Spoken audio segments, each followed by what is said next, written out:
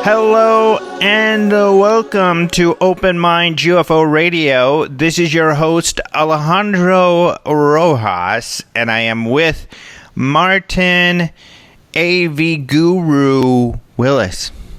Wow. I think I was called that before by accident. Yeah, I've teased you, and even on my last live stream, I teased you in that live stream is difficult and things happen, screw-ups, technical issues, because I've had slight issues, but they're only slight, no big deal. But I don't think people realize how especially you, in order to put on this exciting show, you got a lot going on there. Yeah, now I have help, so having help makes it much easier. Helps. It's basically sharing a screen with someone, and they're just, doing all the extra work. So it's not really that bad, but it is to do it all yourself. Now you know how that is. It's tricky. Yeah.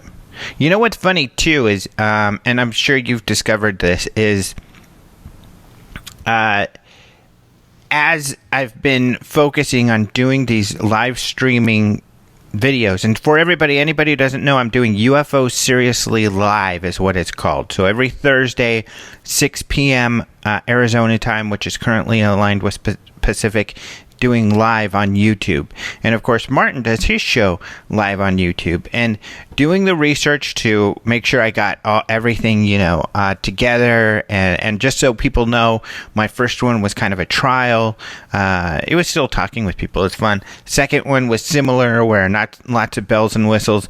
But this third one, now I'm going to introduce the bells and whistles, some more functionality, and where I can show my browser screen and be able to show videos and stuff like that, so I can have it more interactive. But in doing all this research, YouTube is owned by attractive young women. I mean, all of the biggest channels are these girls doing anything. A lot of them, of course, are doing makeup, but a lot of them are doing games. And then there's girls that will try on bikinis, and that's like what they do. That's all they do.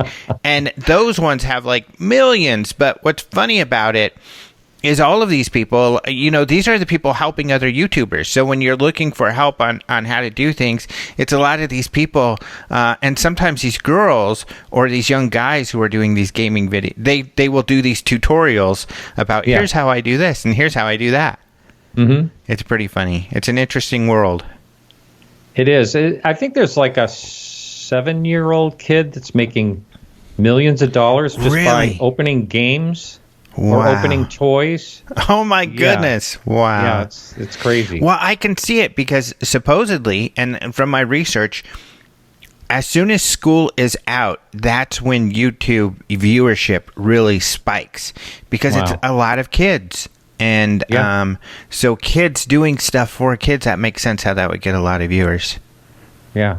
And there's so much being uploaded to YouTube. I heard the statistics at one time. It's something like every it's probably a lot different than it is now, but it was like every minute 24 hours worth of film gets uploaded. It's probably much higher than that now. That's probably nothing. I think I heard that a long time ago, actually. Pretty cool. Well, hopefully people must, because they're coming and watching our stuff, so hopefully people are enjoying the information that we are imparting. And I think it's important, and I'd love to hear your thoughts on this. I think it's important because what we're providing is a little bit unique. As UFOs become a more serious topic, at least with the media and science, there aren't a lot of serious outlets for UFO information. So more grounded kind of outlets are giving more of kind of the credible information that is more mainstream friendly. There's not a whole lot of that. There's a lot of real fringy stuff where, people are talking about aliens on Mars and the moon and alien, and all of this interaction with aliens and all of this stuff. And I'm not saying past, being judgmental about all of that. I'm just saying that it's a small little space of people that are providing the more kind of credible information. And a lot of people that work in the sciences and the more credible side don't share a lot of information. So I think it's important that there are outlets that are sharing that kind of stuff. Yeah, that's great. And where, like right now, if I were going on YouTube, just for the listener out there, it's basically you go on the YouTube and then search for Open Minds. Is that the channel? Yeah, Open Minds Production is the name of the channel. Open Minds TV, I think it's the tag, for it, the address. And, or UFO Seriously, you'll find the new show. And anyone can, subscribe to that, and you can also get an alert. So, like, if you have something coming up, it'll show up. I think you can, Great point. within a certain time. And actually, this show is going to be on YouTube. So people listening now, just so you know, if you want to be alerted to when shows announce, look down there just under the video, and you'll see a little bell. Click that bell, and that will alert you, so you know that the show's it'll alert you when new things are posted. Well, I didn't comb my hair. I didn't know we're going to be on YouTube. Yeah, just your voice. We'll only have a still image, and unfortunately you're not in the still image, but your name is, because remember that really cool poster someone made of like a comic book of the show? Yes. I have that on the thumbnail image that is displaying I'm actually going to visit that guy. He's in Vienna. Oh, how cool. You're kidding. No, he lives in Vienna, and he's really into UFOs, and actually, I hope he's going to be on my show. So that is so cool. Well, you have to say thank you, because he was really excited. He provides graphics once in a while, and I just love that comic book thing that he did. Isn't that great? Mm-hmm. He did one for you too, right? Job. What's that? He did one for Podcast UFO also? Yeah, that's right. Yeah. Awesome. Super cool. But I guess let's get into the show. This show I'm very excited about because I've got on Chris Cogswell. Chris, you may remember, actually it's been, not too long since we've had him on, maybe 6-7 months or something like that. What was funny is that last time we had him on, he was the brand new director of research for MUFON, the Mutual UFO Network, and it was like a day or two later that he ended up resigning. It was literally days after the interview. But he still has a podcast, The Mad Scientist, that he does, and he's really into the paranormal. And he's a PhD in chemical engineering, and he actually he's like I can't remember where, though. I should have asked him. I think it's the Northeastern University. I believe that's right. I know he went to UNH, University of New Hampshire, and got his philosophy, some type of degree in philosophy. Philosophy and chemical engineering. So interesting. What a combo. And now he's like an adjunct professor or a professor. Yeah, I don't have that. I had him on my show. That's the only reason I know anything about him. I had him on a little while ago. But here's what we talked about. We talked about this new atom project, because I know he had he had a lot to say about the metamaterials that allegedly this ATIP has, and then he this group, the Elizondo's research group and Bigelow's group had. And so with this atom project, to obtain these materials and to analyze them, I wanted to hear his thoughts and to talk about someone educated in this arena to shed some more light and insight into all of the details on how the mechanics of this sort of thing would work. And when I did ask him, he was real excited because he has a lot of emotion attached to it, some frustrations that he wanted to share. And so we get into that. So it's kind of fun because I think we just attach emotion to it, people who are excited about this field, and that's what it was. So, and I want to make sure that people understand that I'm trying to look at this from all angles. I'm just not some, to the stars. I love those guys. I think what they're doing is amazing and incredible, and I'm a huge cheerleader for them. But at the same time, I'm a critical thinker, and I want to bring all sides to the audiences, so I want to make sure that we're also scrutinizing the material as much as possible as well. And I think ultimately it's helpful for them, hopefully, because it shows what people's thoughts are, and maybe brings things to light that they haven't thought of. Because Cogswell is a great mind in this field, and he had some really, really good input. So it's a lot of fun. Yeah, he's a good guy. I like him. So that's the show today. That's the interview coming up in a minute. But before that, let's do some UFO news. What you got, Willis? Well, I'd like to talk about, only because I was kind of in this email thread about this. And the title, this is in USA Today online. The title to this article is this a UFO flying over North Carolina? ? No, Goodyear Blimp says. That is definitely us. And so if anyone saw this video was going around, and matter of fact, like I said, I was on a thread with a bunch of different people chiming in about this, and it's about a minute long, and it shows a craft. You can definitely see a craft. Now, right away, the first thing that was suspicious to, when I was looking at it, is the shaking.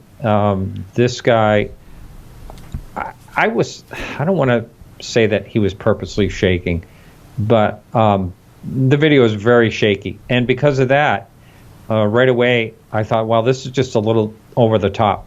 And you can see, and Mark D'Antonio chimed in on this too, and I right away I said, I think it's a blimp, and I think he's shaking purposely.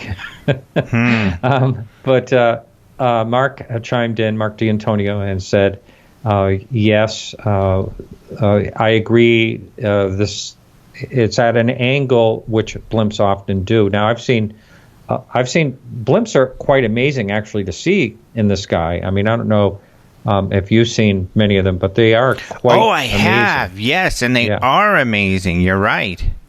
Yeah, but so if you shake the video around a little bit, shake the camera around a little bit, and you can't quite focus on it, it does look like a disc or a cigar-shaped craft. But anyway, so he's panning back and forth, and the commenter is also criticized here in the article. And some people are calling it a hoax, but I don't know. I want to give him the benefit of the doubt. Maybe I'll try to anyway. Maybe he just didn't see it well enough and shut off the camera and noticed it was a blimp later. But anyway, he did post a video, and I guess it went kind of viral. I would say it had. But yeah, I think what is happening here, though, is that there's so many more eyes out there looking for the real thing ever since, ever since the new UFO era, post December 16th, 2017. It's kind of like more people are taking this seriously, more people are looking. And, unfortunately, we don't need these type of videos to go viral. It's kind of a shame in a way, but anyway, Goodyear did, chime in and said, this is ours. That was us.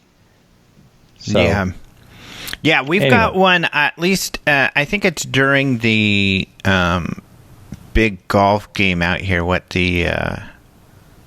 It's like the highest attended annual PGA golf tournament, and the something Waste Management Open. It's like literally the trash people sponsor it now. Yeah, it is. It's the Waste Management Phoenix Open. Yeah, PGA exactly. Tour.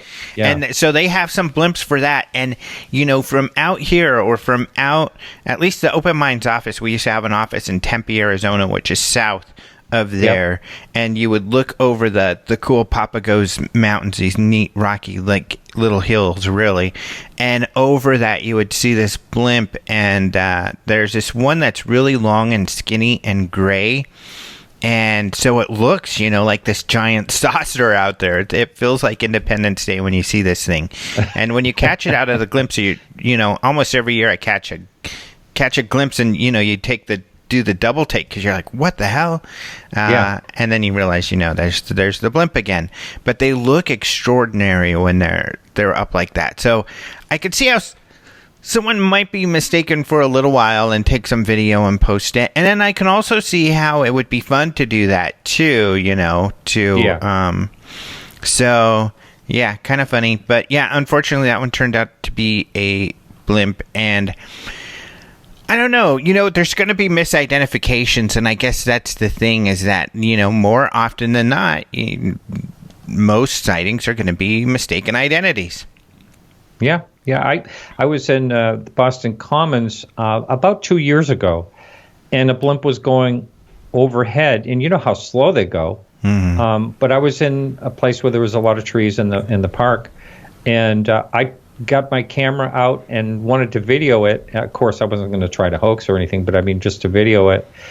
And that sucker got away from me, even though it's going that slow. It's still, by the time you get your camera, your phone out. And you click on your app for, video, and then you click video instead of photo and get all ready to go. Yeah. You wouldn't have much time to, there's a lot of people complaining that, how come, everyone in the world has a cell phone and there aren't any really good, UFO videos? Well, try to get your phone ready. And if I couldn't do it with a blimp, a lot of UFOs are moving a lot faster than a blimp. Mm-hmm. So I can see why people can't film them. Yeah. Exactly. And I like these ones that we're talking about, that'll happen with me even. I'll think, maybe I should grab my camera or something and get a picture. And then they're gone. I mean, they move slowly, but you don't need much time for something to get out of sight. And if it's far away like that, and it gets behind something, then it's harder to find. So I know exactly what you mean, my friend. Kind of funny. Mm-hmm. So, other stuff going on in the news. We didn't even talk about this, but this is kind of an interesting story related to the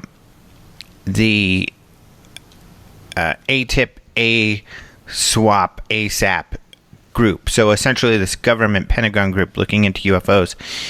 So, some researchers, and one of those being, let me look up. I know Paul Dean was in this group. You know that group with Paul Dean looking at this stuff? Oh, yes. Mm-hmm. Robert, he's, the document. Yeah. For documents. Roger Glassell found this also. But essentially, it was just a note from an April 2018, or as a blog post, I guess, dated in June 28, 2018, in the new U.S. Congressional titled "New U.S. Congressional Hearings on UFOs?" ? And it shows that there have been people gathering information to possibly have a congressional hearings on the UFOs. This document, I should say, is from Congress. Wow. So they found it in the U.S. Congressional record. Okay, wow. Isn't that something? That these guys were about ATIP and about the gathering of information. So what this demonstrates is just that there seems to be some conversation in Congress regarding this New York Times story and Elizondo and all the things that they've claimed, and probably Fravor and all of the Nimitz event and all of this. So, I mean, it shows, and I've been trying to stress this. Unfortunately, when you go to a lot of these blogs, there's a lot of critics of the Pentagon project and everything, and people calling into question some of their claims, such as whether the DoD released the videos and all of this, and they're kind of calling the whole thing into question. And what I'm trying to explain is that and I think people don't get it. It depends on who says something. Expert opinion is very important, and if you have, for instance, Major Harris, who is a spokesperson for the DoD, said we didn't release those videos. You would think that would be important, and I think that's what is confusing people. Well, she's a major, and she's with the DoD. Well, you know what? She's a major with the DoD, but when you're talking about Elizondo, who was at the Pentagon, or Steve Justice, who was a deputy to the Defense Intelligence, and some of these others, they outrank this major big time. And the people they're working with outrank them. All of the people, their colleagues, outrank this major. So, I mean, that is why the media and Congress and other people are taking Elizondo and others, part of the TTSA's people's words, so seriously. They are very high-level people. And so there is a gap there, and there's a difference. And that's why people are taking these people seriously. And also the New York Times vetted all of that stuff. They said they saw documents proving everything that these guys had said. Not only that, you have Harry Reid, who is also very, very high level, for goodness sakes. He was a minority leader of the Congress, meaning he was one of the few major leaders of Congress. So that's the difference, and that's why, luckily, at these higher levels, people are taking their word very much seriously, and they don't place as much importance to the DoD's claims that they didn't release the videos as many skeptics and others in the UFO community are doing. So, as people are wasting their time questioning this stuff and looking around here, other more exciting things are going on, and this document proves that. So, yeah, that's an interesting development. It is. A lot of people could, if they wanted to, could check it out on a website called UFOs-scientificresearch.blogspot.com. Hey, let me make it easier for people. They can just see it on the front page of openminds.tv. That's true, and just click the link. Yeah, so right on under the UFO headlines, you'll see that.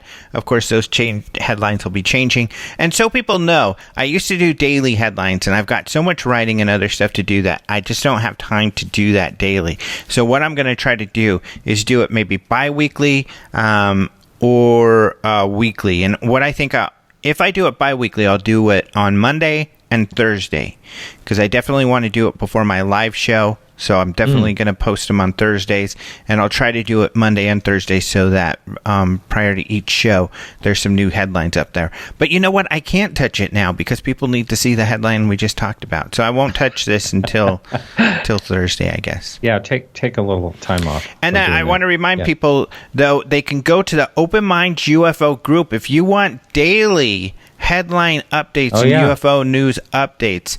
Every day, the Open Minds UFO News Group on Facebook, that's where the stories are posted on a daily basis. So go to the Open Minds UFO News Group. It's a closed group. Just ask to join and we'll add you. It's just closed so we can kick out butt heads. Yeah, and I get the notifications on that. It's very active. Yeah, very active. I think it's the best source for up-to-date UFO news, personally, out there. So, credible mainstream UFO news. We try not to post the real goofy crap, just really serious stuff. So, plus, there's a lot of weighing in from, some cool people that are take it serious. Yeah. All right, so we got 40 seconds left. All right. Anything more to say? Well, no, but I do find it interesting that, one of the titles on that page I just mentioned is Pentagon UFO Study Catches the Attention of Congress. That's basically what you were talking about, right? Yeah. So that's the story that I'm talking about. Yep. Yeah. Yeah. I mean, that is quite amazing, isn't it? Pretty cool stuff. Yeah, I think that's important. Yeah. Who knows what another year will be. Yeah. Yep. I think there'll be some changes. So good job on that find, guys. And I guess we're out of time, so we'll come back from this commercial and we'll be talking to Chris Cogswell. Thank you so much, Martin of Podcast UFO. I almost called it Podcast Willis for joining us with the news. Very good. Thank you. And we'll talk to you next week. But we'll be right back after this short break.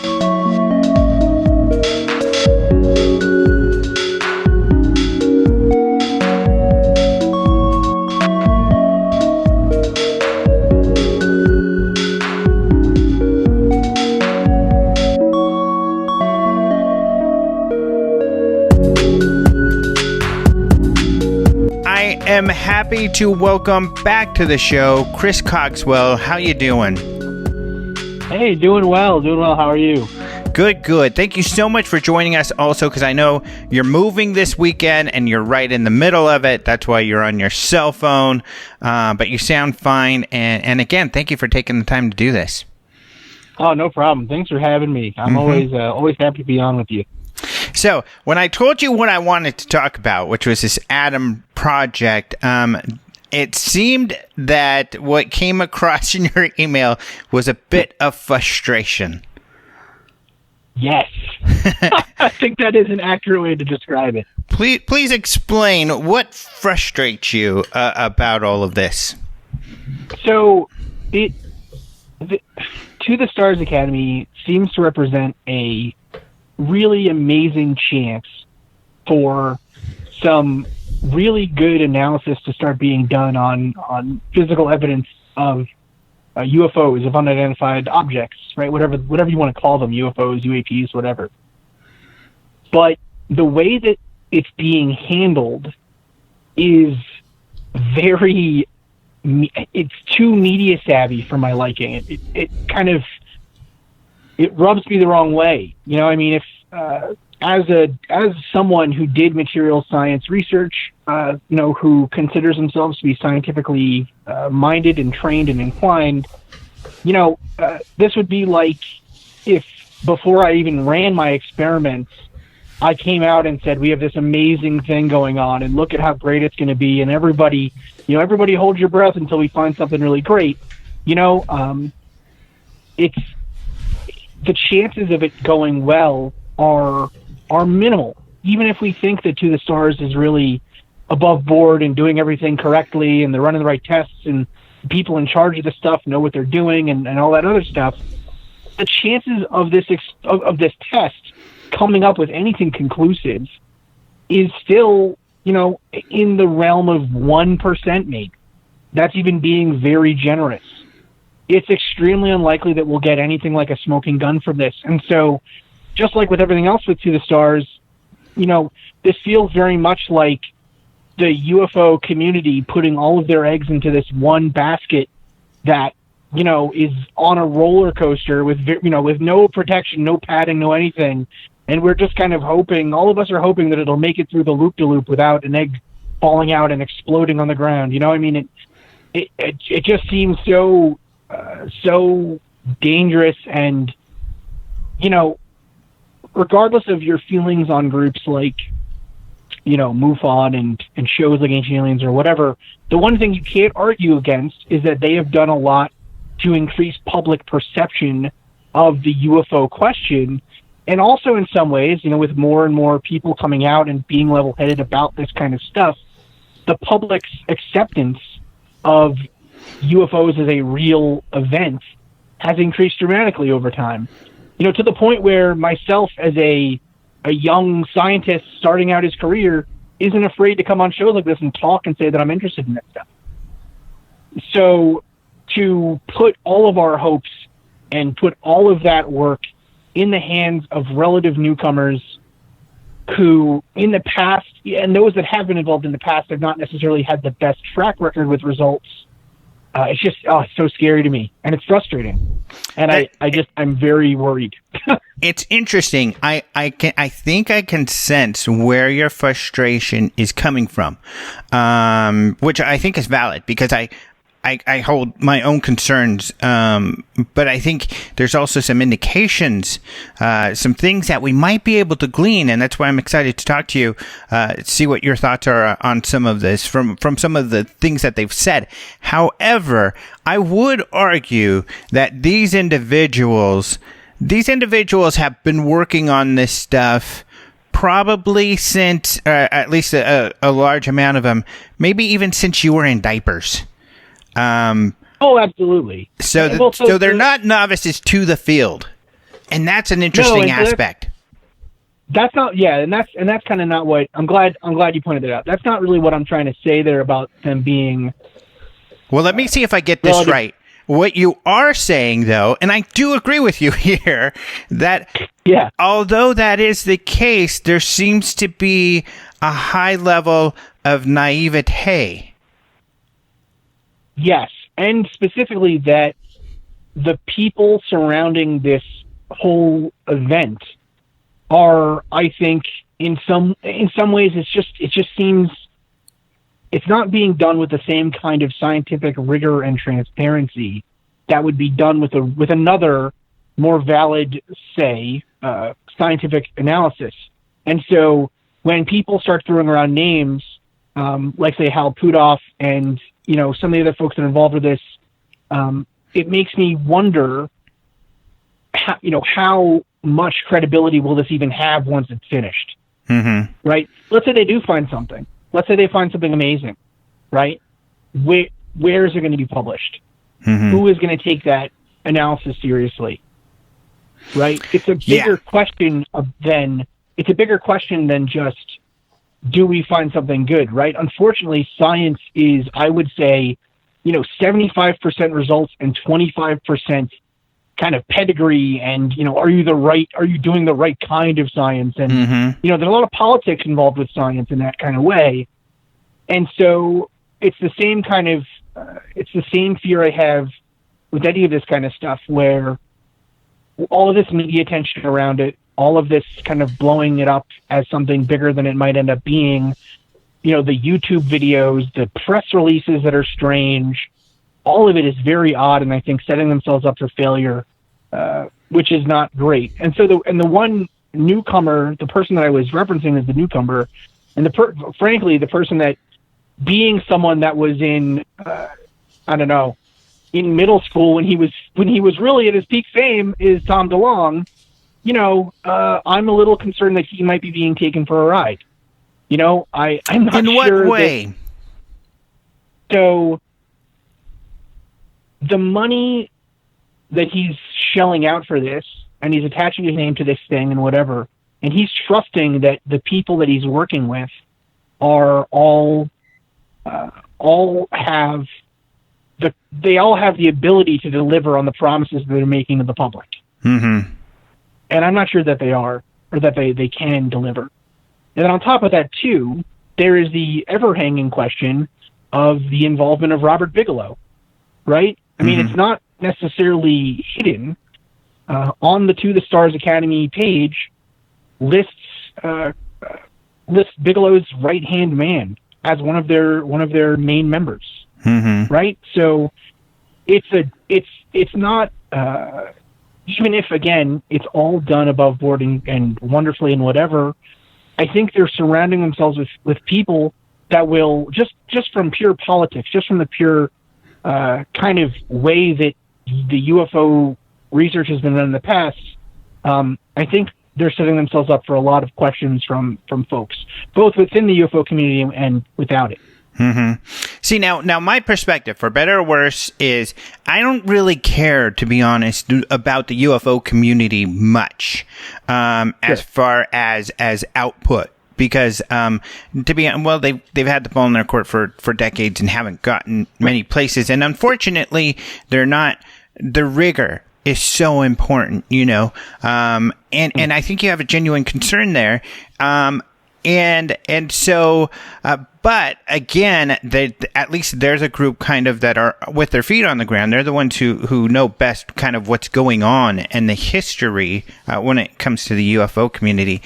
But when you come back, I think here's what I see, because I see all these issues. In fact, I sent Alejandro an email of my concerns, and he, had a little bit of conversation with him on that, and because here's where I see it, and you're right. I think you're right that it's not being handled like a normal kind of scientific exploration would be handled from a scientific organization like a university or something like that. But Hal Puthoff and his group are a minority. The scientists are actually a minority in the group, but he has mostly worked for government agencies, and a lot of the people involved are people who have worked with government agencies, and I think they're handling things more like a government agency, and certainly government agencies are not known for transparency. Sure, and I think that's probably a valid point, right? And then when it comes to the press, you've got Tom DeLonge, who is kind of bombastic a bit. Right. And so, it's funny, actually. One of my frustrations with the whole thing so far actually has been the inability to find information about the projects that some of these folks that are on this board or what have you have worked on in the past, right? What are their publications? Where have they been publishing in? What journals, right? What, just like a CV or a resume or something. That information is available out there, but it takes some digging to find, right? And so from the perspective of someone who's looking at this with the hope that it will be done as a scientific sort of study, it smacks of the kind of red flags that come up when something seems to be not false necessarily or a hoax or anything else like that, but mishandled, or the chances of something coming out strangely or not really working the way you think they should, and results not being able to be replicated and what have you.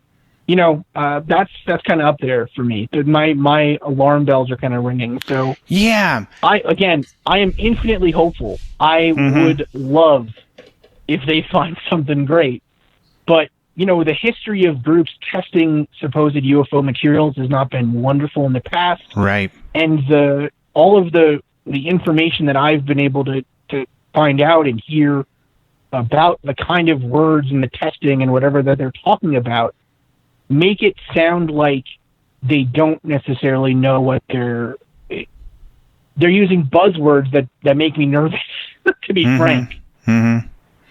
Yeah, and I think that they struggle. So here's the thing: is I think this has been kind of the problem for a while. Is that the organization seems a bit schizophrenic in that you have these kind of very disparate points of view and perspectives, and no one kind of overall voice. So you have rockstar Tom DeLonge, who was the first to kind of speak about the whole project and his goal to begin with.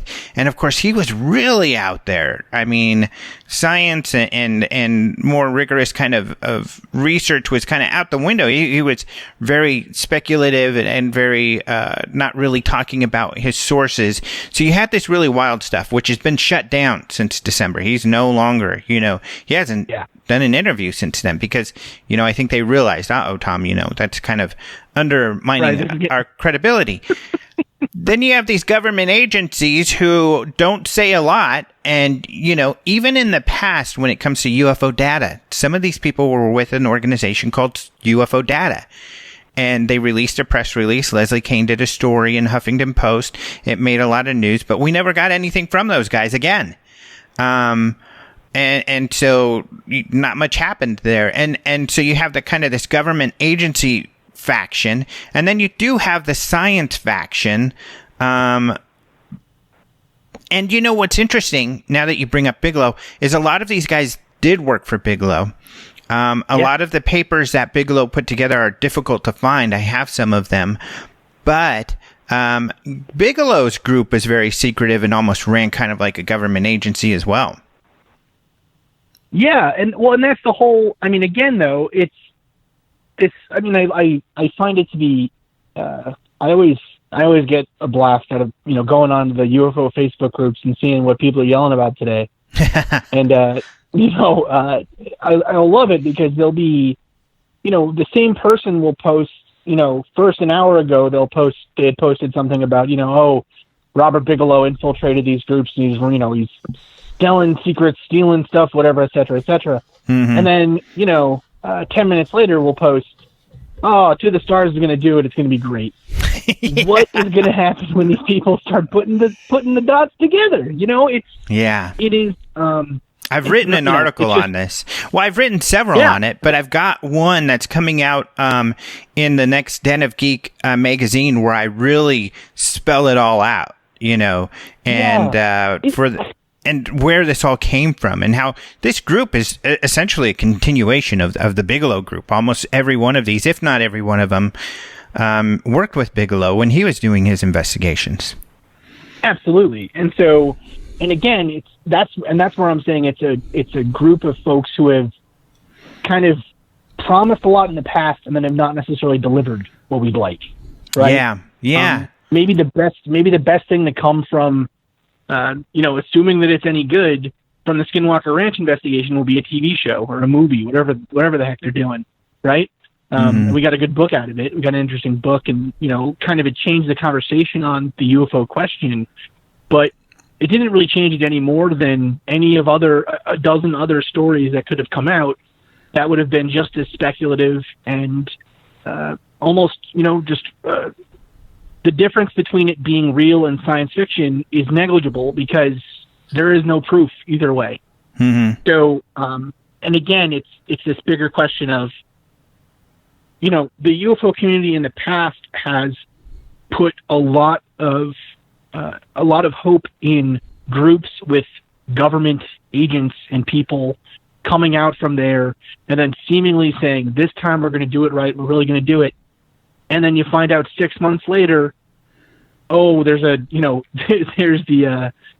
memo that says, we're going to shut all this down. We're just going to prove that it's false. Mm-hmm. Right. Or, it's not to get too conspiratorial, but if it's not done transparently, if it's not done out in the open, there's always that threat. And then on top of that, you have a group of folks who have not delivered in the past. And so I just want people to be more, I guess, or I hope that people will be more measured in their response, whatever comes out of this.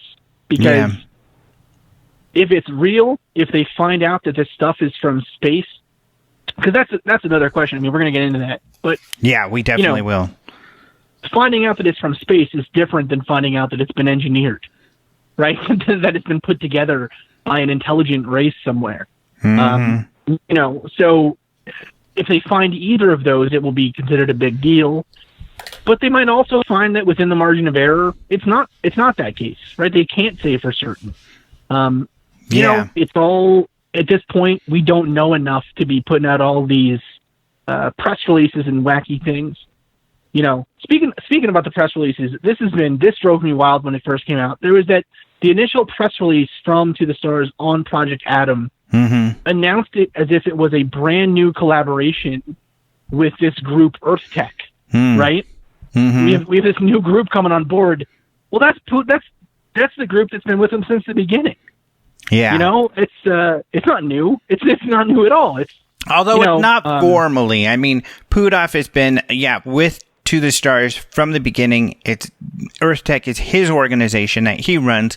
It's not just him by himself, and not all the individuals in EarthTech are part of TTSA. Which is To the Stars Academy, the Tom DeLonge group. For my listeners know I talk about it every week, but this is the first formal. But you're right; it does. It seems as though, hey, this organization, that's a credible organization that does works on defense contracts and all of these other contracts with these companies, is coming on board. When, well, you kind of had the guy who runs that organization part of your group already. Yeah, it's to me it kind of feels like I made kind of a tongue-in-cheek Facebook post where I said that the Mad Scientist podcast will now be formally collaborating with Cogswell Incorporated, You know, you know, it's like we're doing it. We're putting out a press release. It's going to be wonderful. That is really funny. Again, it's this whole thing about it. It just looks like, and again, not to be too, I guess, not to push the point home too hard, but the UFO community has been made to look stupid in the past. This is the kind of stuff that makes us look stupid. Well, here's what I would argue, though. Here's where I'm gonna defend them a bit in that I think it's looking through them through the wrong glasses too. The UFO community makes themselves look foolish all the time. 90% of the output is foolishness. But, and not only that, in a way, I feel like, and I would like to hear your defense, you're kind of blaming to the stars because UFO people are setting their expectations too high. You're kind of, you know what I mean there? Mm-hmm. Absolutely. So I would say, yeah, I 100% agree. I think that a big part of this lies, a big part of the problem with this lies in the people believing, let's say, the myth around to the stars that's starting to build. But I would argue, just like in the same way where, you know, I don't know, to me, it's almost the same way that someone is claiming that, you know, I have this supplement that'll it'll cure all your diseases, it'll fix everything, whatever. And then at the very end of the commercial, you know, some guy comes on and says super duper quickly, you know, this has not been, you know, this has not been approved by the FDA, and we're not making any claims this will cure anything or something, whatever, right? Like they're putting those vibes out there. They're the ones putting out these press releases. They're the ones putting out this information. You know, it is not their fault how people take those, but I do think that they could be more careful and more measured with how they're putting this stuff out there. And I mean, listen, easiest thing in the world is, before you have evidence in hand, or before you have the proof in hand, don't make any claims at all. You know? Right. Just don't say anything. Like, I don't care.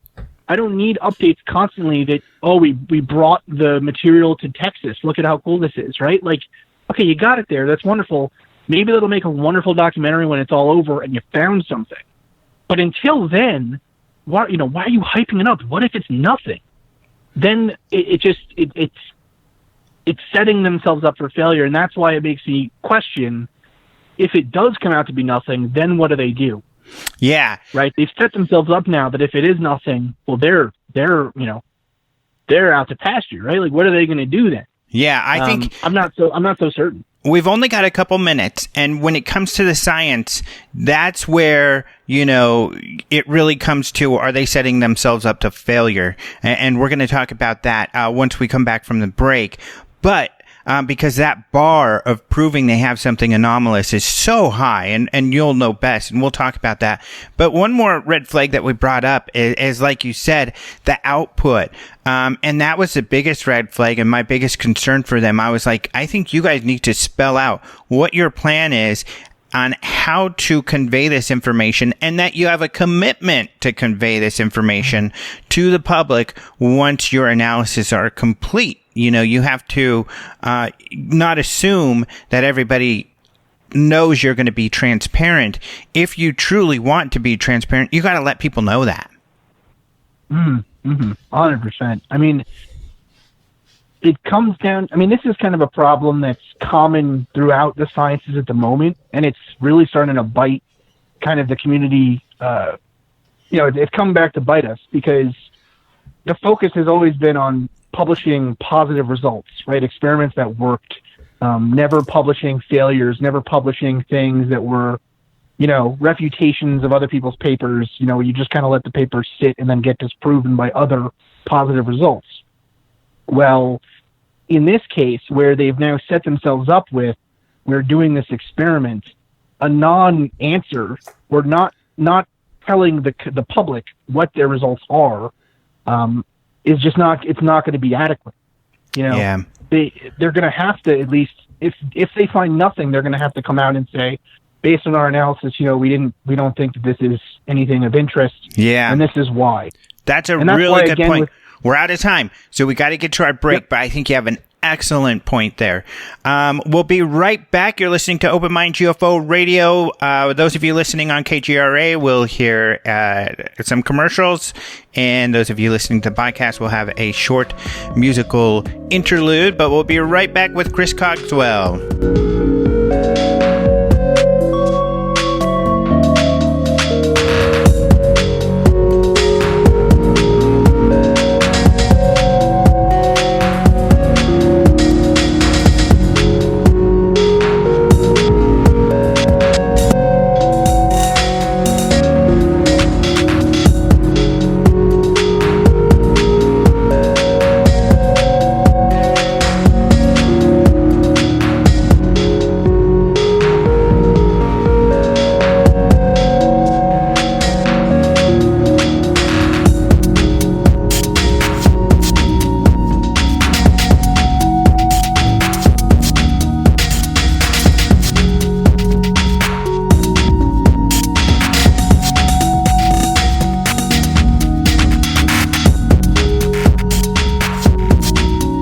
Welcome back to Open Minds UFO Radio. I'm your host, Alejandro Rojas, and we are here with Chris, and we're having an energetic, because I think this is just a topic that both of you and I are so passionate about, because it's the potential for, actually providing some scientific proof of something anomalous. And we'll get into that's a lot more difficult than it sounds. But another defense for this group is that at least this exists. I mean, in the past, especially someone who's been in this field for a long time, who has been presented with materials that are allegedly anomalous, then going out and finding people to do the analysis, people to fund the analysis, people to look at the data and have an expert opinion on the data provided after something's been analyzed, is really hard to come by. So at least that's one thing that's good about this. At least there's a place to go to. The problem is after all of these years, we've really never run across anything. Yeah. So first off, to your first point, it is a challenge finding. Let's not be naive here about any of these experiments, right? They cost money to run. They're not necessarily simple tests, most of them, and they're not things that you can, they're not things that you can just bring to any lab and say, well, we'll test this, right? It requires a place that does material analysis specifically, and probably nanomaterial analysis more particularly. Right, at least that's what my kind of biases would lean towards it being, if it was going to be engineered in any way. Now, the other aspect of this that is not easy, like you said, is finding experts to credibly analyze the results once you get them. Right, that is on its own a difficult thing. But there are people out there that'll do that kind of stuff. I mean, hey, if you've got analysis of material you think it's from a UFO, send it my way. I'd love to take a look.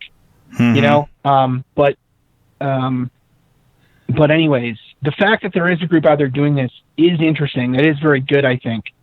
And the fact that it was, I hope, honestly, the fact that it was accepted so relatively openly, right, by the general public, and the fact that, regardless of the results of this stuff, anytime people like Alejandro or anytime anyone with kind of a, let's say, a pedigree where we expect them to be serious and investigative and, people that we consider to be trustworthy, anytime a person like that comes out and says, I think there's something to this question, that's good.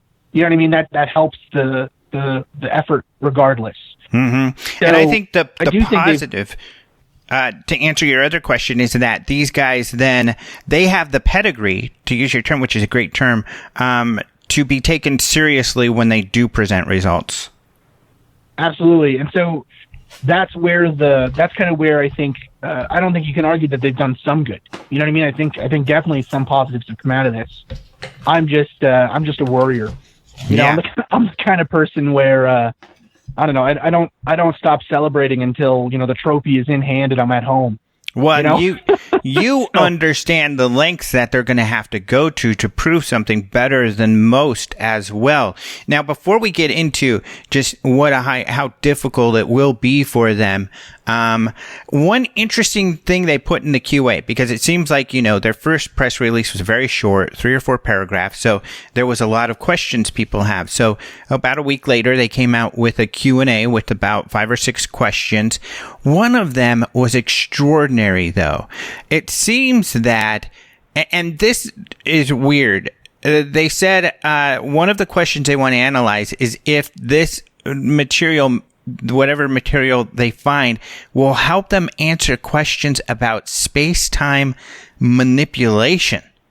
And it's like, what? That's something like, some crazy UFO dude would say. But with these guys, we may be assuming they're more naive than they actually are. I mean, could it be that they believe they've already found material that is anomalous, that has met this high bar, but that analysis, is owned by the DoD and not being released yet? Well, so based on Pudov's research and kind of some of the papers that I have been able to find about the To the Stars, the group working for them, one of their main focuses is on 0-point energy kind of stuff, right? For listeners that don't know, 0-point energy is the idea that at the vacuum state, so at the point where there should be no atomic movement or movement of any kind, right? So close to 0 Kelvin, or within a vacuum, a perfect area of no apparent energy or entropy or anything, you can pull energy somehow from some other unknown reservoir. And that this perhaps could be a method for propulsion and stuff like that through space. That has been a hotly debated topic in the theoretical physics community to some extent. It is widely regarded as being pseudoscience. But the idea is that you can use things like, say, the Casimir effect or other interesting kind of things that people have observed at very, very low energy states that potentially you could use that to create almost something like a perpetual motion machine. That's kind of where the idea is, right? But again, a lot of physicists would argue that is a general misunderstanding of thermodynamics or an error in their thinking. So to me, the fact that is where they're pointing towards or hinting at is not at all, to me, it's interesting that they said it, but I think it makes perfect sense given their background, given the further background of their research efforts in the past, right? The idea would be something, what it would appear to me to be, would be that this material in some way can pull energy from either the 0-point state, however that might be defined or exist or whatever, or that this energy can in some way be anti-gravitational, and so then it can provide things like easier ability to travel because you don't have as much weight to push against, or you can manipulate gravity or whatever. Mm-hmm. It's kind of like I don't know. I don't even know. I don't even have an analogy that works for how big of a jump it is between those two things. Well, right. And that's what I guess I mean in that either by including that comment, they're either indicating that they already have made some groundwork where they believe that maybe they're on the verge of evidence, or at least they have maybe this material they did have as part of the ATIP, allegedly they have this metamaterial that they find anomalous in some way, but all that analysis belongs to the DoD, so we don't have access to any of that. But so either they found something that moves them in that direction, or for lack of a better word, it's kind of sloppy to be so speculative. They probably shouldn't have gone there. Unless they have something. No, I think it's edging. I think I agree with you. I think it's. Well, I don't know which of the two options you think is true, but I'll say I think it's edging towards sloppiness. That's my own personal take, right? It's kind of a pattern of pushing the envelope to speculative when they should be waiting. And I'll put it this way, right? If they have a material of some kind that can manipulate gravity, or it can manipulate space-time, or whatever, however they want to say it, right? There would be no more need for any energy company in the universe, right? We would, in theory, have access to energy that is so minimally costly, so cheap, that you would never need to even think about where to harvest energy from again. We could shut down every single power plant in the world, right? So, see, and some people will probably be saying, "Of course they have that. We know they have it. They're just hiding it." And one side of me would think that. Okay, go ahead. Sorry. No, I was going to say, and so my question to those people would be, whenever in history has someone in power who develops a way to overcome all of their enemies, when have they decided, I'm not going to use that, it's unfair? Yeah. Right? I mean, it reminds me of those silly stories about, when the British and French would fight, the British didn't want to use crossbows because they thought it was unfair, or they thought it was unsportsmanlike, it was unmanly to fight with crossbows.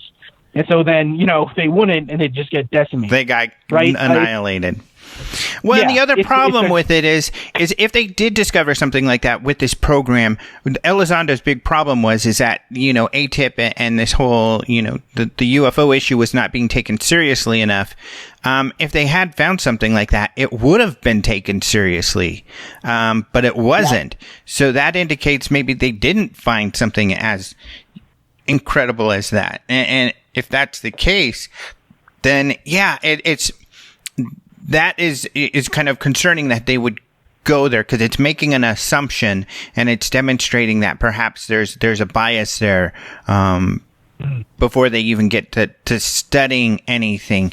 But okay, when we talk about that material, the New York Times called it a metal alloy. And the first time I talked to Elizondo and we did the interview for the UFO Congress, he emphasized to me that they got that wrong. It's not a metal alloy. It's a metamaterial. What's the difference? Okay, so an alloy is just a mixture of different metal elements. Metallic elements, I should say. They're actually transition metals, right? So it's a mixture, like a simple mixture, just like you would mix you would mix two liquids together, right? Imagine you mix two molten metals together, and then they harden into a final metal material. That is what an alloy is, right? A metamaterial, and there's different kinds of alloys. It gets more complicated than that, but the basic idea of an alloy is that like I said, it's still a metallic solid. So all the electrons are shared freely throughout them, and ultimately, though, it is like a solid mixture of transition metal elements, so things like iron, platinum, tin, copper, zinc, whatever. Oftentimes carbon as well, for strengthening purposes. Now, a metamaterial suggests that it is a material composed of engineered portions for a specific purpose. So the definition of metamaterial is a little bit up in the air, but the way that I would understand it is something that is it's not one continuous phase of matter. So it's not just like, an alloy is all just one big brick of metal. Even if at the nanoscale it has little islands, let's say, of higher concentration of one metal versus the other, or different crystal phases or whatever, a metamaterial is something that has been engineered specifically to have a geometric, like a pattern to it that affords it some kind of special property or interesting property. So I guess a good example of this in some ways maybe would be that a metamaterial is composed of multiple different materials, individual material phases for a specific purpose. So it would be important to, if we're to prove something is from somewhere else, that it is manufactured, that is a metamaterial or something that is manufactured. But how would you prove that it is not manufactured here on Earth? And is that even possible? So there's two questions there, right? The first question is it from Earth? Or is it possible to be made from Earth? And then the second question is, was it engineered? In terms of if it's from Earth or not, there are things, right? So the one that has come up in the past in the UFO community has been isotopic ratios. That's not, it's a good way of knowing, but it's not the best way of knowing, right? But one option would be finding a crystal phase, finding a crystal structure that has never existed on the planet Earth before, right? That would be something that if they found it would have to have been engineered by someone somewhere, right? In theory, at least. You know, I mean, there's always the chance that they dug it up out of a mine somewhere or something. And the hard part is, crystal structure. You know, we've found asteroids that are from like very, very, very, very, very far away. And there's just news this week, and it turns out that it's very similar to what you find here on Earth. A lot of the times it will be similar, but there still will be crystal structures that are not. So, you would expect. So the way that a crystal forms, right? The way that a solid material forms. Let's just stick with crystals for a second, right? Because if it's what's known as an amorphous material, a material that has no crystal structure, then there are still ways to tell if it's been engineered or not. But it's more challenging. It's more of a tricky question, right? But the way that crystals form, at least in a lab, let's say, or even in the ground or whatever, is that you have all of your materials present that need to be part of that crystal, and then they will nucleate, which means that they will form almost like seeds, right? They'll form an area where two elements or a couple of atoms or whatever form together into a packet that then basically can be connected to other similar packets to build your overall structure. Okay? So that nucleation is really where the thermodynamics of the system matter. And then also the ability of that nucleation to then actually finally crystallize into a solid. That also depends on the temperature and the pressure and the thermodynamic state of that mixture itself.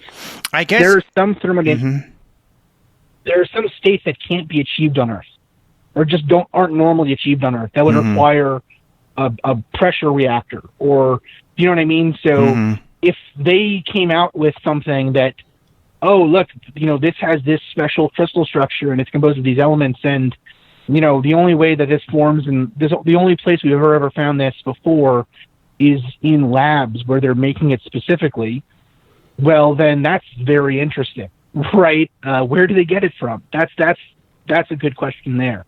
But if they just come out and say, well, we have this rock and, it's similar to stuff on Earth and it got the same isotope ratios and stuff on Earth and whatever, that's weaker, right? That's probably not from something interesting. So, Wait, but you, uh-huh. No, I was going to say, but you had a question, so go ahead.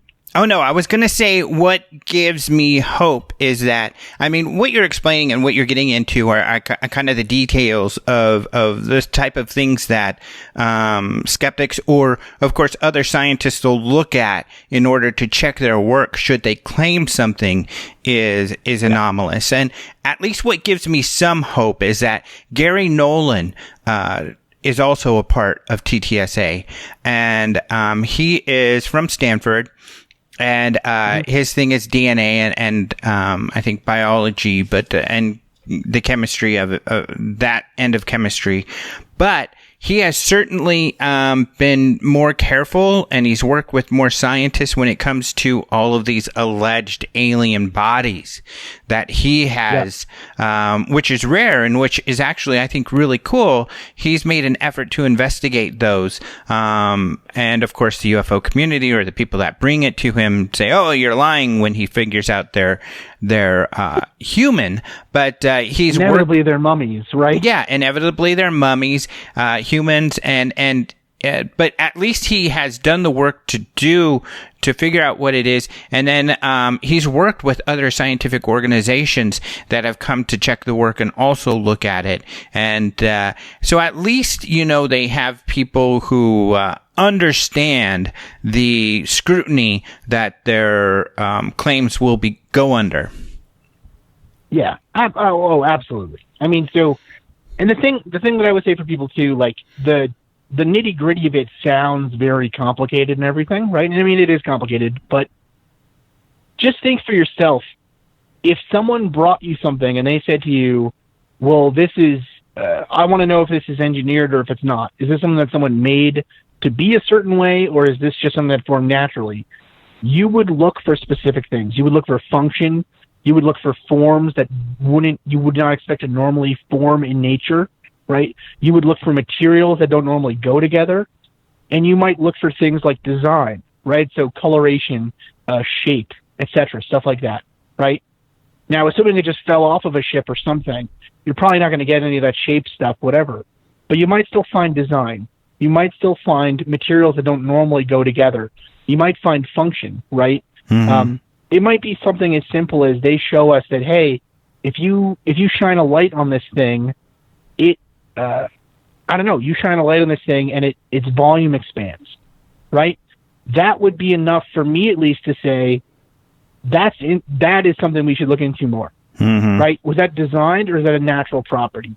If it changes volume with temperature, you know what I mean? If any of these things would be things that we as engineers on Earth would design materials for and do design materials to do specifically. And again, so it doesn't have to be something really complicated for them to show at least the intent for it to have been designed, right? But right. The amount of tests that they're going to have to do to prove that this is the case, it's going to be significant, and they're going to be tests that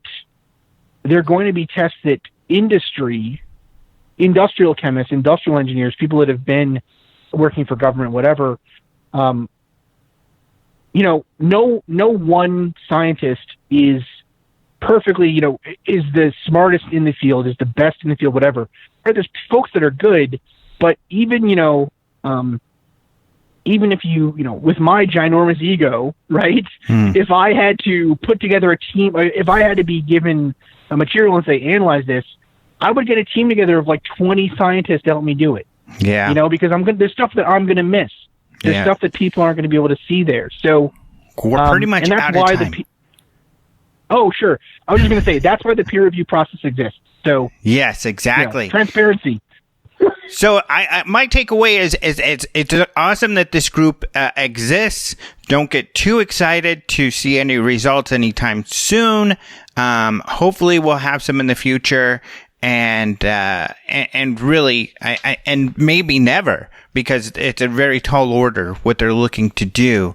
So I mean, that's my takeaway, I suppose. Yeah. Oh no, I'm with you there. I mean, what's the saying, right?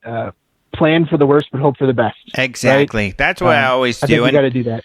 And I don't mean to bash the UFO community so much, but my point is, and the UFO community has had this problem, you have to rely on expert opinions. And if you get an expert to analyze something to you, you have to take their results for what it is, unless you can get another expert to say otherwise. And you can't expect people to believe you because you think they're wrong, because you're not an expert. Right. Not every scientist is out to belittle the UFO community. Exactly. I promise. Well, thank you so much for being on again. And do you have some stuff you want to plug before we go? Sure. Yeah. If you like kind of the sound of my voice and the stuff I'm saying, come check me out at the Mad Scientist Podcast. You can find that on iTunes, all your podcast apps, Google Play, and of course the MadScientistPodcast.com. And also doing a monthly show where we kind of discuss and go through the reality of some of these paranormal claims on Spaced Out Radio. So go check that out too. It's the second Wednesday of every month. So Mad Scientist Podcast for all that info, and on Twitter at Mad Scientist Pod. Well, thank you very much. I like your voice and I like what you have to say. And this has been a lot of fun, just like I thought. I just wish we had 2 or 3 more hours to talk. Oh, I know. Always, man. All right. Thanks so much. All right. Talk to you later. Yep. Bye. Thank you so much to Chris for joining us on the show. He's such a really cool guy. Of course, he gets way over my head when he gets into the details of the chemistry and the chemical, the anatomical makeup of all of this stuff and everything. But he makes really good points. And I think that's why I wanted to have him on, was that, it's exciting to hear about To the Stars and all of these guys collecting material to research, but that's a really, really steep uphill battle, because once you have something, you have to demonstrate that it's anomalous, and that's really hard. So they have some material they've claimed, and the material that they have, they seem, this metamaterial, to think that it's something special, but it appears, because Alejandro says, the DoD didn't take him seriously enough, that he wasn't able to convince his superiors that it was something substantial. And of course, people are asking, you say seam and all this stuff. I thought you talked to Alejandro, and I do talk to him occasionally. He's hard to get back and forth, but we do meet up on occasion.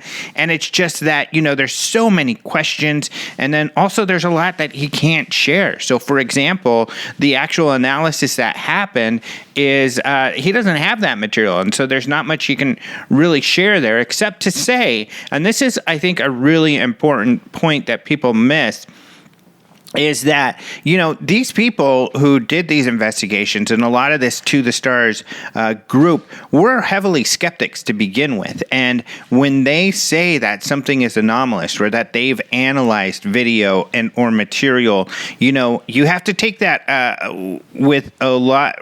You don't have to take it with as much salt as you usually do with normal claims. So it does make their claims more exciting, and it does mean that, there's no doubt that this stuff was scrutinized by people who really know what they're doing and have been entrusted with military-grade materials and efforts, So these are no goofballs. These guys really, really know what they're doing. So we have to take what they say, I think, to heart, but at the same time, with having very little information, it's hard to get too excited with no information to get excited about. So I guess it's just a wait and see, and like Chris talks about, there's a lot of steps to go through. There's a lot that has to be done to actually prove something is mysterious or anomalous, or constructed by an extraterrestrial civilization.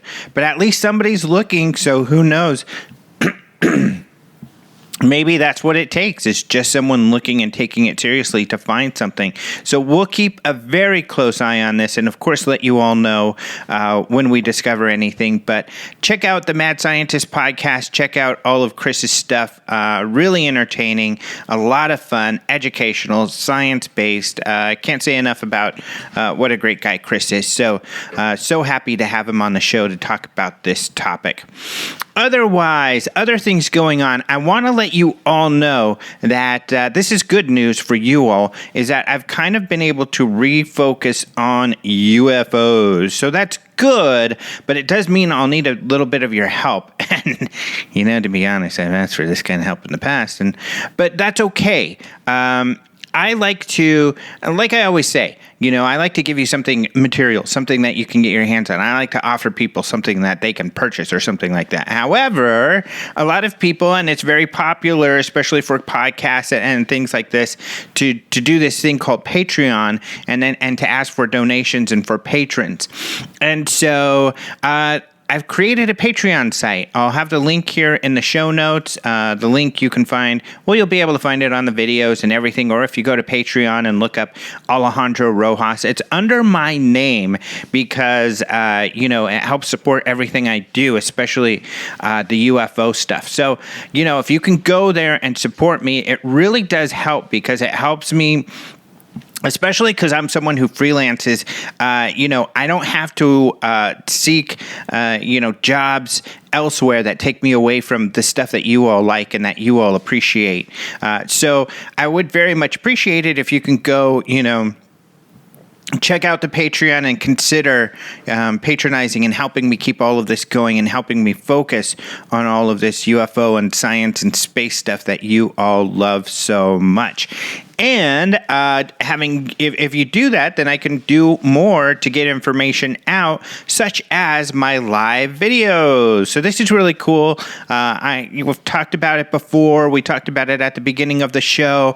But on YouTube, at the Open Minds production page, every Thursday evening, 6 p.m. Arizona time. Currently, we're aligned with Pacific. Every week, I'm going to be doing this live show, and it takes as long as it takes. If we need to talk for 20 minutes, and we'll just talk for 20 minutes. But if there's a lot of information to convey, like there has, or there's a lot of questions in the chat, then it can go longer. I think the last couple I've done have even gone over an hour. But it's a lot of fun, and it's a way for us to interact too, and for me to get to some of your questions.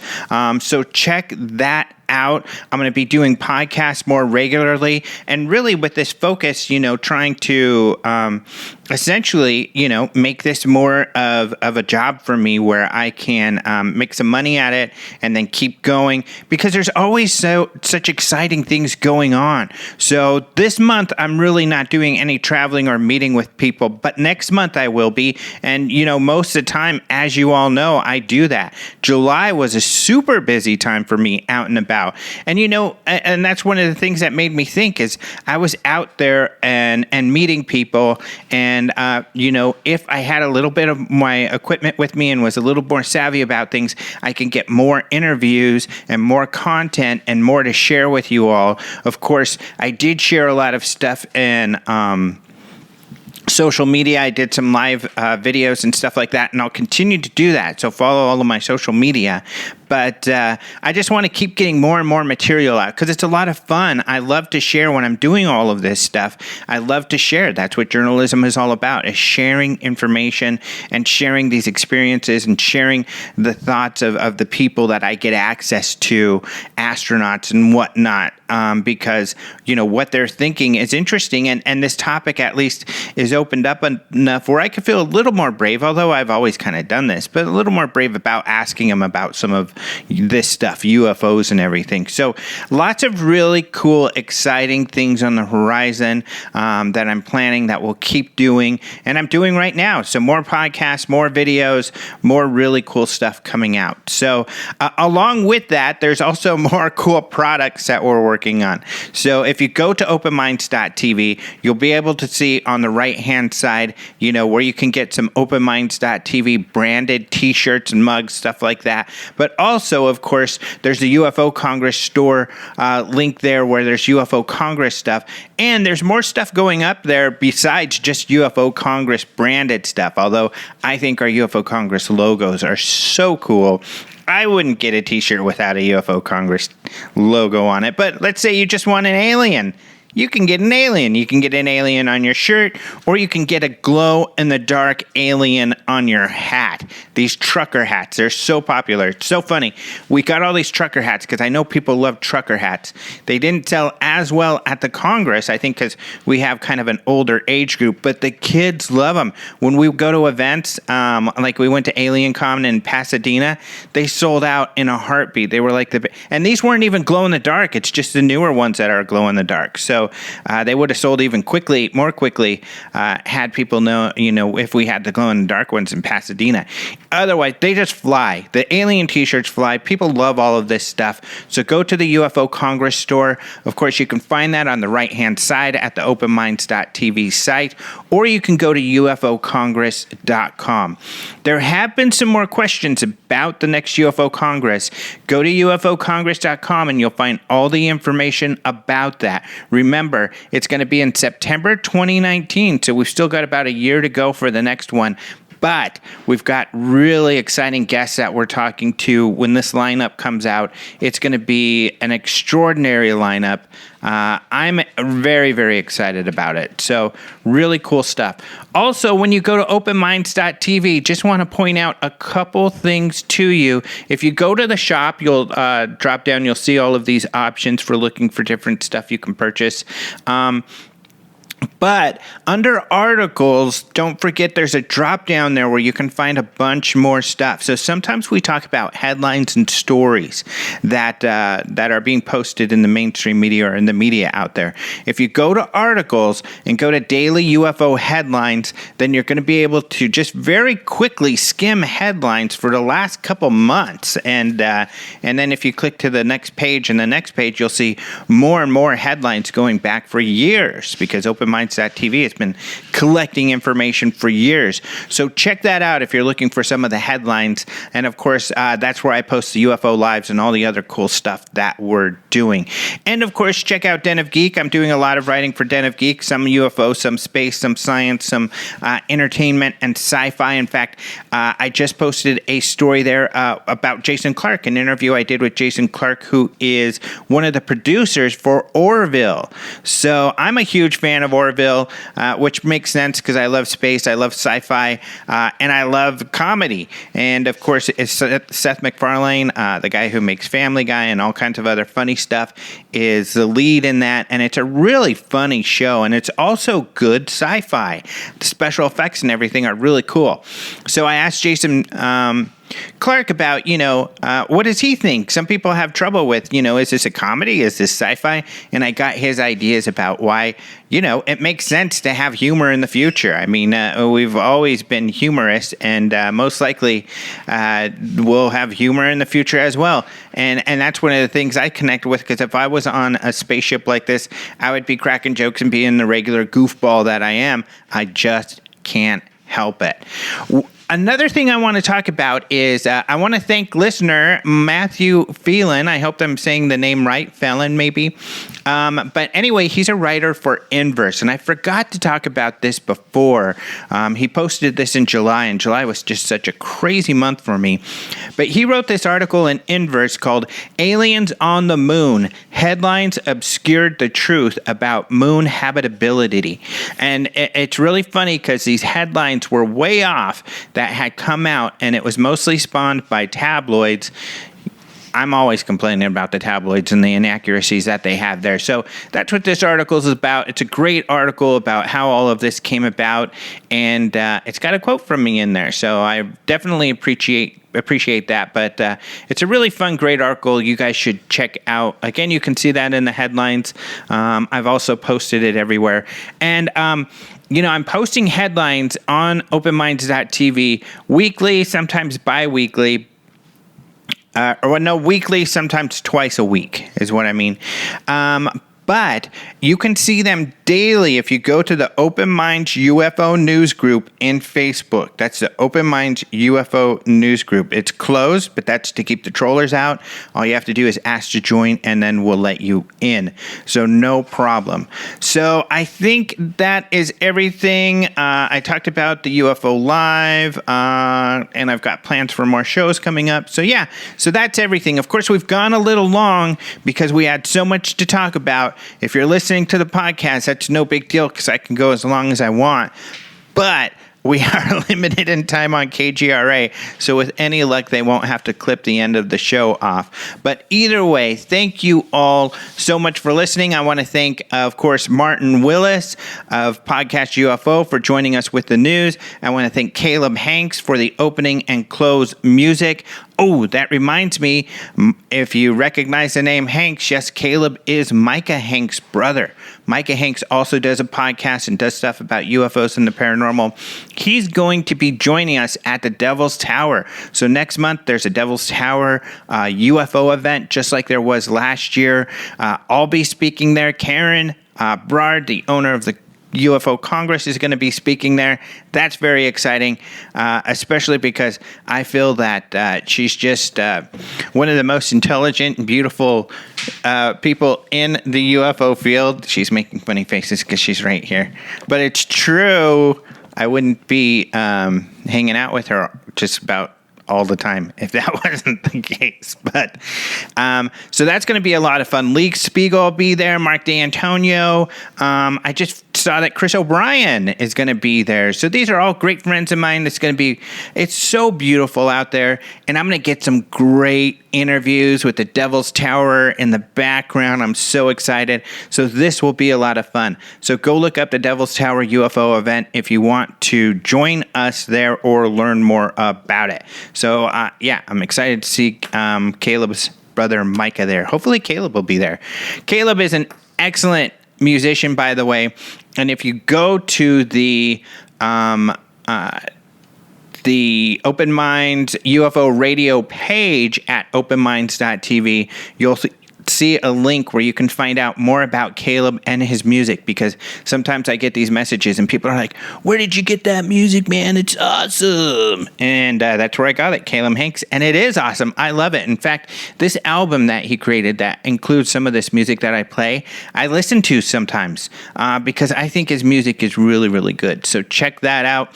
Also, the bumper music was made by a friend, a guy named Systematics. I think you can find him on SoundCloud. I haven't been able to find him anymore. So if you're out there, I know you used to be a listener, send me a line and let me know what you're up to, Mr. Systematics. But that's where the bumper music comes from.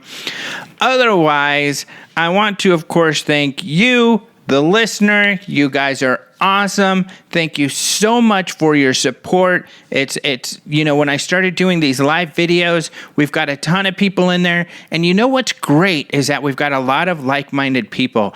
There is a community, a large community, and I think maybe even larger community of people who want to take a serious look at the UFO phenomena. What's the evidence? What do we know? What kind of, what have the military guys seen or experienced? What are the hard, tangible things we can get our hands on besides just kind of speculation and unproven type of stuff? Now, and I'm not saying that stuff isn't interesting, and if that's your thing, cool. But there's still a place, and there needs to be at least somebody looking at this other more credible stuff so that we can, because I think this is where we make more progress getting mainstream science and media into this topic and taking a look and seeing that, there's something really interesting here. And there is. We prove that every week with our great guests. So we'll have another great guest next week. And until next time, adios, muchachos.